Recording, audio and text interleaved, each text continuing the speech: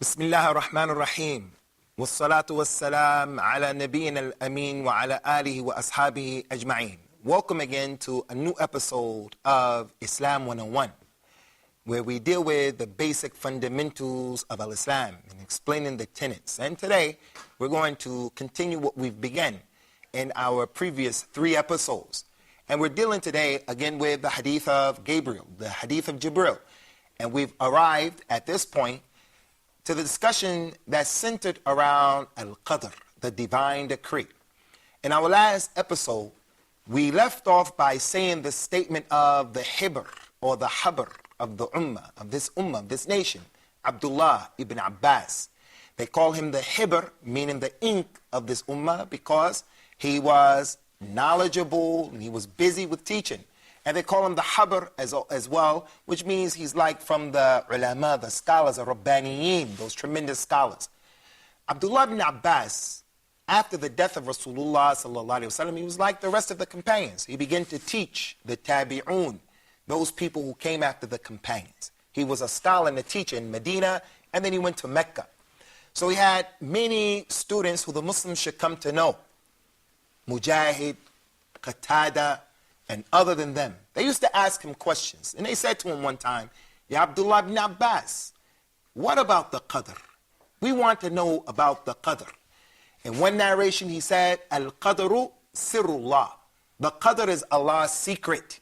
He hasn't shared that with all of us. He didn't tell us all of the details about the Qadr. He left the knowledge of it with him. In another narration he said, the Qadr is a dark street.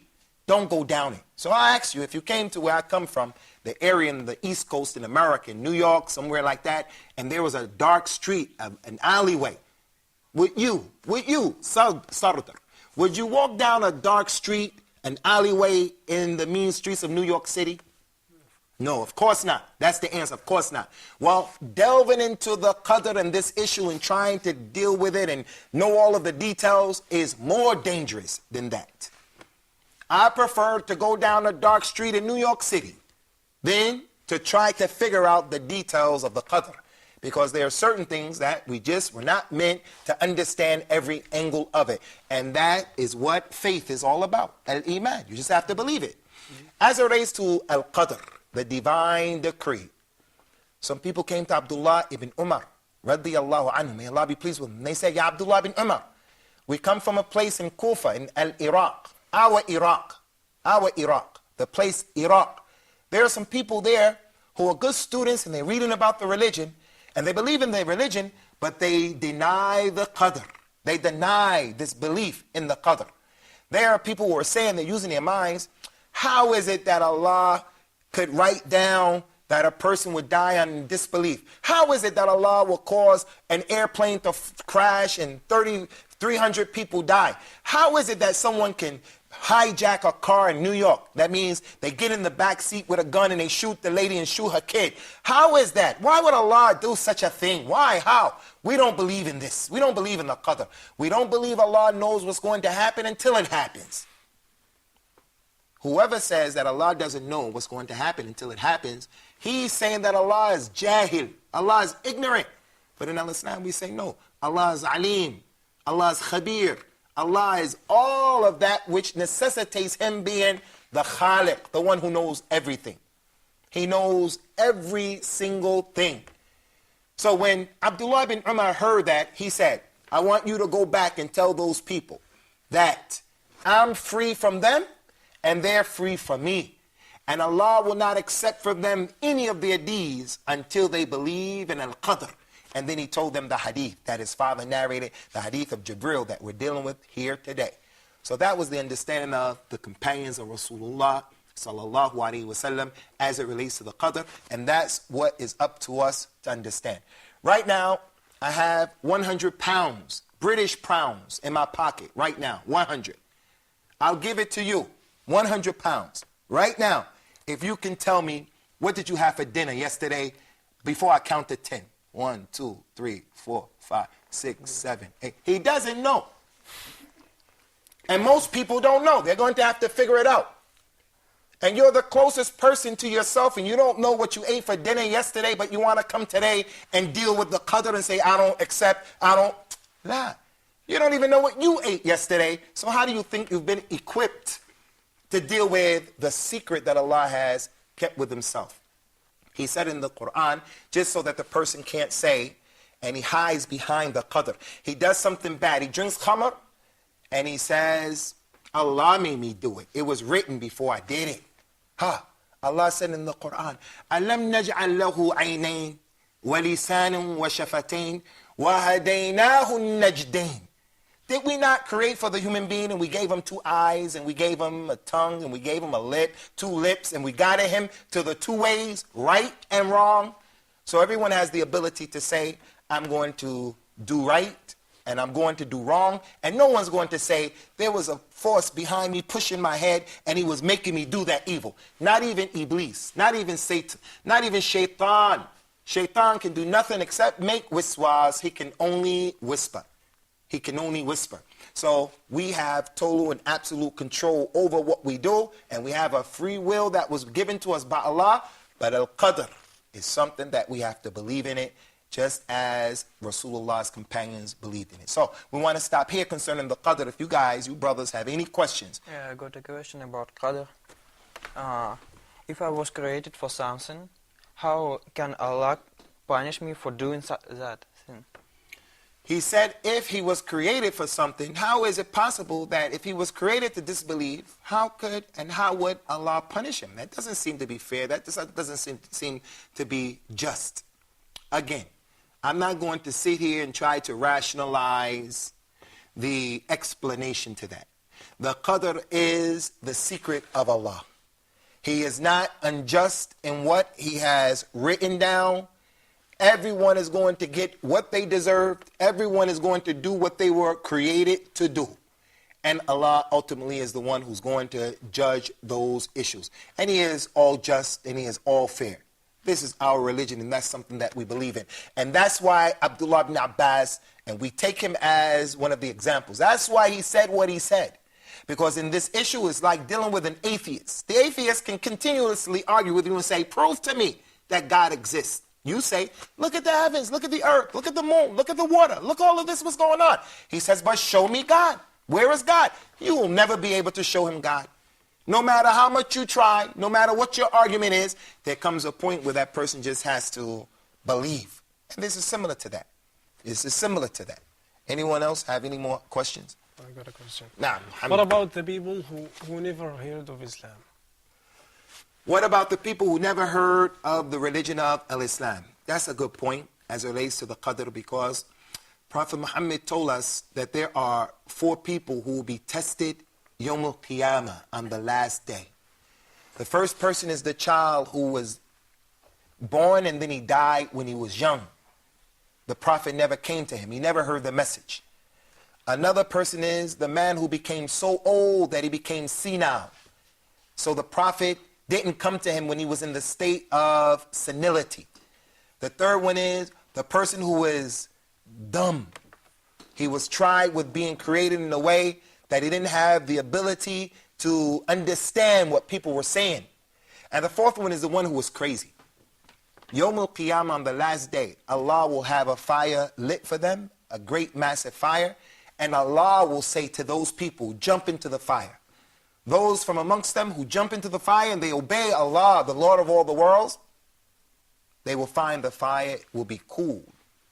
Those people who don't jump into the fire and they disobey, Allah is going to say to them, had I sent my messenger to you, you would have disobeyed my messengers. So they will have the imtihan. They will have the test, Yawm al-Qiyamah. They will be tested by the fire being kindled. So that is what will happen. Those people who never heard the religion of Islam, they will be tested by Allah subhanahu wa ta'ala. Which brings me to an extremely critical point for my Muslim brothers and sisters. We have a responsibility to give da'wah ilallah, give da'wah to al-Islam. Rasulullah said, tell the people about me even if it's only one ayah. That's why I'm honored to be here today. I feel that this is an honor to be given this opportunity to try my best to make people understand and know what al-Islam is saying. So if you are a person who you don't know much about Islam, you may not be able to articulate Islam. No one is saying come to a studio and do what we're doing. Go to your local masjid and do the Friday sermon. No one is saying that's your responsibility. But you have to give da'wah to Allah. You have to call to Allah in your behavior.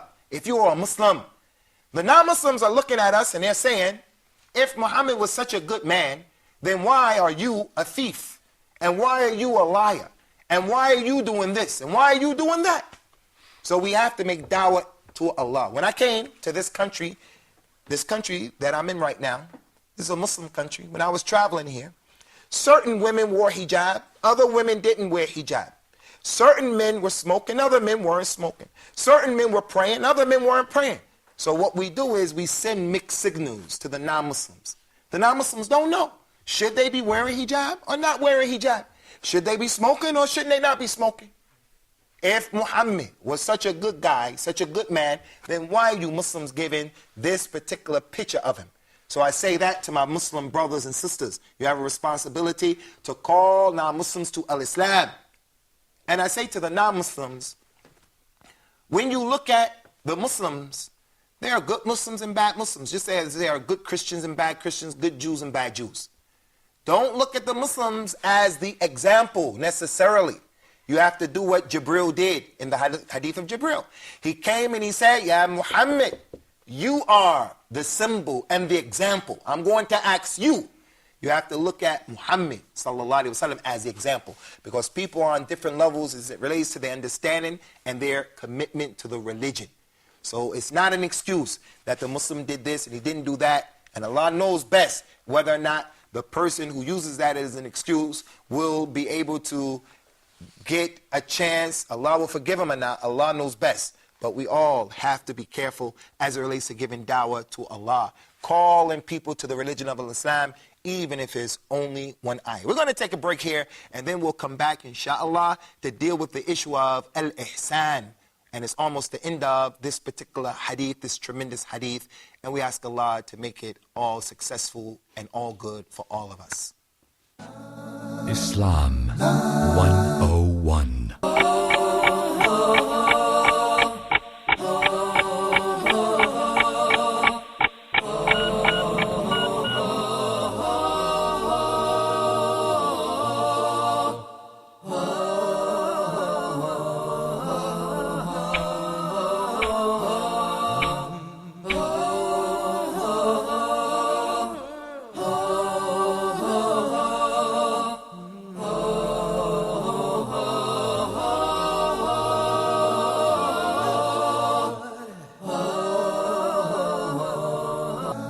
Islam 101.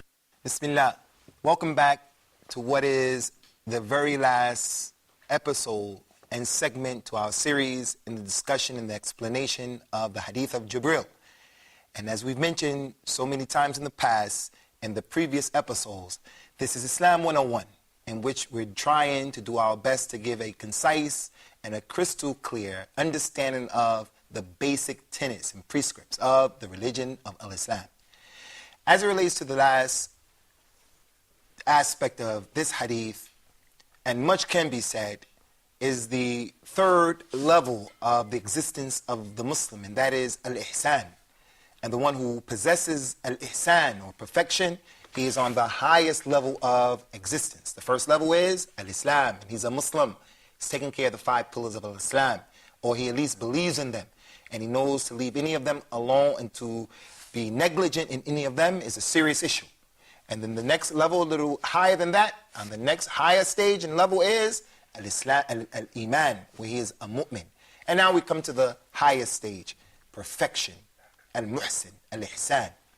The Prophet has ordered us to have ihsan in everything, to have perfection. He said in an authentic hadith, verily Allah orders you people with perfection. So if you do something, do it very well. If you slaughter an animal, slaughter it well. Take the knife, he said, and make sure that you sharpen it so as to spare the suffering to the animal. That's what our religion says to us as it relates to the food that we're going to eat. That we don't take a blunt instrument and cause the animal to suffer. We have to have ihsan. You have to sharpen it so that in one or two goes, and when you strike the jugular vein on the neck, the animal is relieved from any suffering. If Islam has ordered us with ihsan, perfection, in the way we slaughter a rabbit, a bird, a chicken, then what do you think would be the case in the religion as it relates to al-ihsan, perfection, in being a brother, perfection in trying to call people to Islam, perfection in being a husband, being a wife? What do you think our religion would say as it relates to perfection in dealing with non-Muslims? Then, of course, this is more important than a bird or another one of these small animals like a rabbit. So he, in this hadith of Jibril, when he was asked, what is ihsan? What is perfection? He said, perfection is you should worship Allah as if you see Allah. Right now, you brothers are looking at me right now. The audience, they see me right now. As a result of the eyes being trained upon me, I'm going to act a particular way. I'm going to act a certain way. I'm going to behave a certain way. It's like the CCTV, the camera, the closed circuit TV. If you know that the camera is on you, the person is never going to steal from the store. If he knows the camera is on them, as I've seen certain people who work in restaurants, they have to put a camera in the area where they're cooking the food because some of the workers throw things inside of the food because they don't like their job. But if they know that the camera is on them, they're not going to do that. Well, that's what ihsan is, that you worship Allah and you act and believe as if he sees you. And even though, as if you see him, and even though you don't see him, you know for a fact that Allah sees you. So that means that the Muslim doesn't allow himself to be found by Allah in a place where he shouldn't be. He shouldn't allow himself to be found or seen by Allah in a condition that he wouldn't allow other people to see him. In an authentic hadith, the Prophet told us to have hayat, to have modesty and shyness. He said, have shyness of the people. Have shyness of Allah the same way you have shyness from the religious man from amongst you. So if there's a man who is known for his being religious, we're going to act a certain way. Those of us who smoke, and smoking is a terrible crime, and it's a sin, and it's haram. I know people who smoke, and they're trying to kick the habit, who at the age of 40, they still don't smoke in front of their parents out of respect. They don't want to allow their parents to see them smoking. So this is similar to the issue of al-ihsan as it relates to Allah, that a person behaves in a way in which he feels that he sees Allah, and even though he doesn't see Allah, he knows that Allah sees him. And as a result of that, he curtails his behavior, and he behaves in a way that is showing that he is conscious of the fact that Allah subhanahu wa ta'ala most high is viewing him. Finally, as it relates to the hadith of Jibril, Rasulullah sallallahu alaihi wasallam made mention of some of the signs of Yawm al-Qiyam, of the last day, and one of those signs is what was mentioned concerning the Arabs competing with each other, the money and the opulence that Allah has given the Arabs, where they can make the buildings that they have and they're competing with each other. One of the things of this hadith that I want to make mention with you from the signs is that there are many signs that he told us about, and we'll deal with them as time goes on. But one of the things that this hadith goes to show, it goes to show the impermissibility of Muslims competing with each other where they're wasting money and they want people to look at them. Why do the people build the big buildings like that? So that they can say, look how much money I spent on that building. So that the architect, the one who designed the building, can say, look, my design is better than your design. And there are people who need, from our ummah, from our nation, who need that money more than that building going up into the sky. That's not the way of Islam. Islam doesn't have anything against building nice buildings. The math that goes behind building, the technology that goes behind and inside of the building is from our religion. There's nothing wrong with that. But it's when we waste money and we start to compete with each other at the expense of what is more important than that. So we say, as a revert, I say this as a revert, that the Arabs in this hadith were mentioned specifically because the Arabs are supposed to be an example for the ummah of Muslims. It is their language. The people sitting here, most of us don't speak Arabic. So we can't pick up the Quran and just understand the Quran. the Arabs have a responsibility to make dawah to al-Islam and to be examples for the good, and not examples that are for what is not acceptable or what is evil. So that is, in a nutshell, so to speak, the explanation and some of the benefits of the hadith of Jibril. There are other things that could be said, but because we're going to mention these issues, inshallah, in the future, in more detail in the future episodes, we didn't get all the way deep into all of the issues again, because it's what? Islam 101. Islam 101. We want to make it where it is easy on the palate, easy on the mind, and we ask Allah to make it easy for us. So if you brothers have any questions today or for the last part of the segment, feel free. Yes. There are people who say La ilaha illallah, no God but Allah. What about them? What should we call them? Are they Muslims? Are they... They say there's no God but Allah? Mm-hmm. If they say no God, there's no God but Allah, yes, they're Muslims if they also understand La ilaha illallah and Muhammad is the messenger of Allah, and they take the rest of the pillars of al-Islam, they're Muslims. It's just that that's a faulty translation, that's all. There are other gods other than Allah, as we mentioned. Jesus is a God, money is the God. In India, they have over 365 gods, a God for every day of the week. Every day of the week in India. And some of their gods that they worship are funny gods, like worshiping monkeys, worshiping cows. I've been to India, and we were in traffic jam for 2 hours because the cow sat in the street. And the people didn't want to tell the cow to move because they believed it was God. That's what happens when mankind is left to his own vices and his own understanding and his own interpretation. The cow is God. Is that possible? That the monkey is God? No, this is not possible, and it's not befitting. So they are Muslims, but it's not the correct explanation or translation of La ilaha illallah. And that's why when Rasulullah Muhammad came to the Arabs of Quraysh, they knew the language very well. So when he said to those people, say La ilaha illallah, they knew right away what it meant. They knew La ilaha illallah means there is no God worthy of worship but Allah. So therefore that means that the gods that we have around our Kaaba, La ilaha illallah means that these gods don't deserve to be worshipped.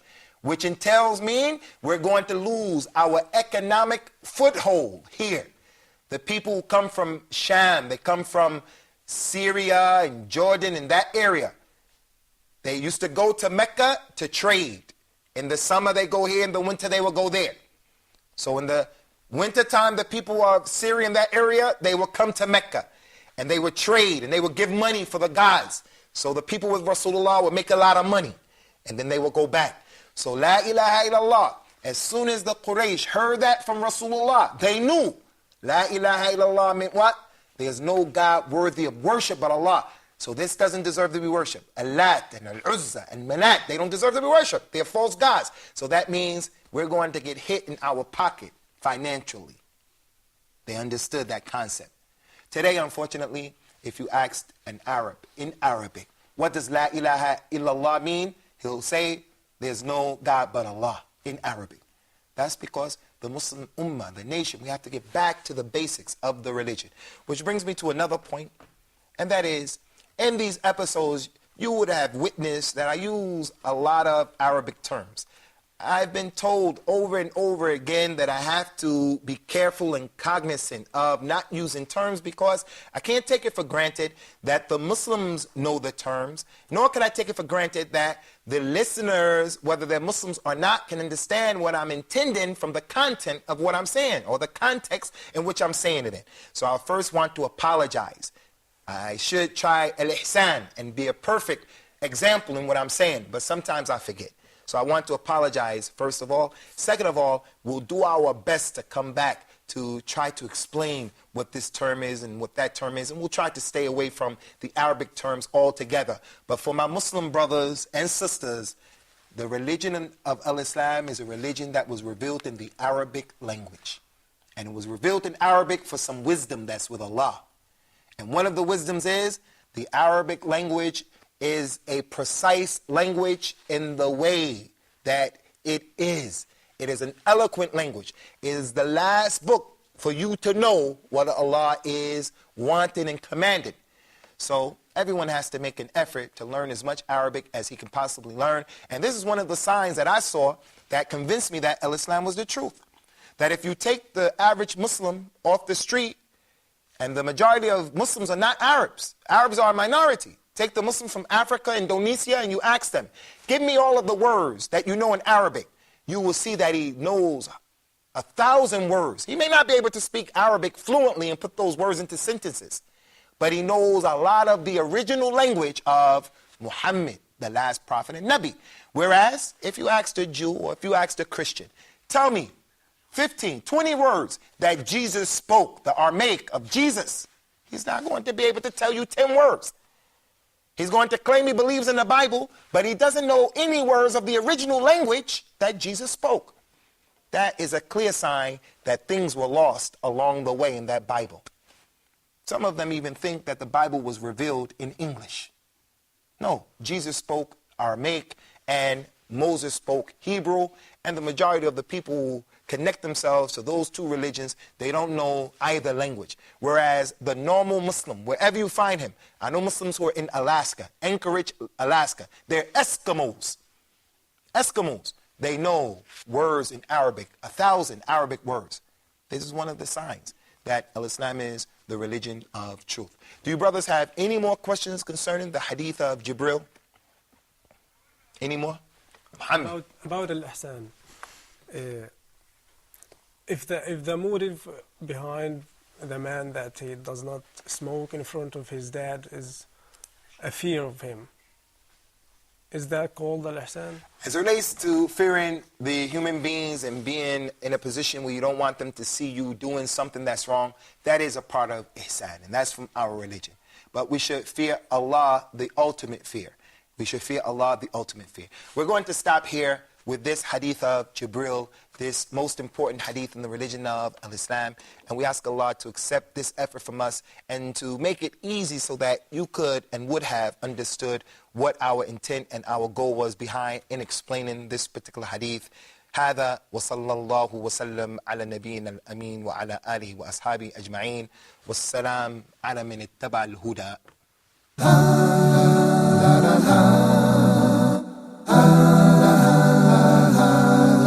Islam.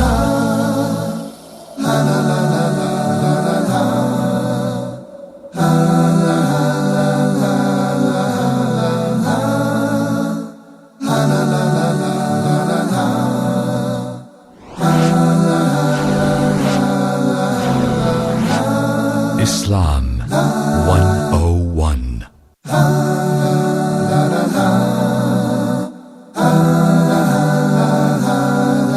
Islam.